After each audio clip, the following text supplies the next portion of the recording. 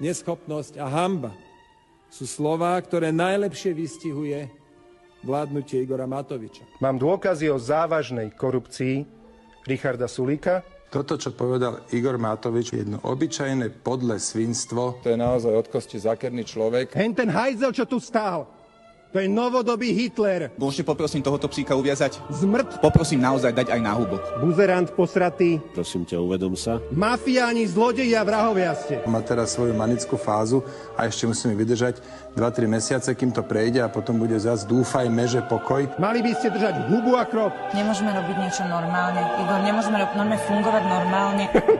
To je o dohode. Niečo tak až tak odporne farizejské, ako je pán podpredseda Šeliga, som ešte v živote politike nestretol. To je o dohode. Pánovi Naďovi neverím ani nos medzi očami. Nám sa stačí dohodnúť. Mrzí ma, že máme za idiota ministra hospodárstva. Ja vám garantujem, že to zvládneme. Pani Cigániková je jedna manipulátorská, nepríčetná osoba. Že to v štvorkoalícii zvládneme.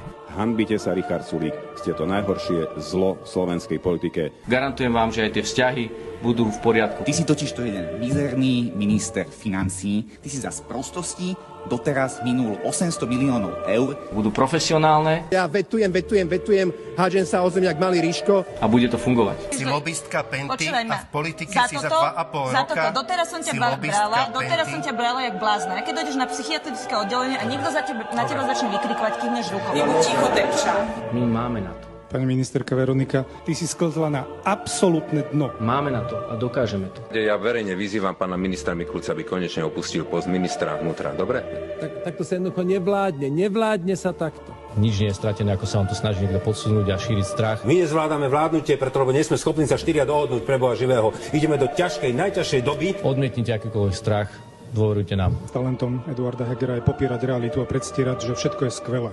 Že len škoda je, že medzičasom sa tu absolútne rozpadá štát pod tvojimi rukami. Strana SAS nemá hanby nám to vyčítať a s nimi povaliť vládu. Čo ste to za farizeji? Bakané.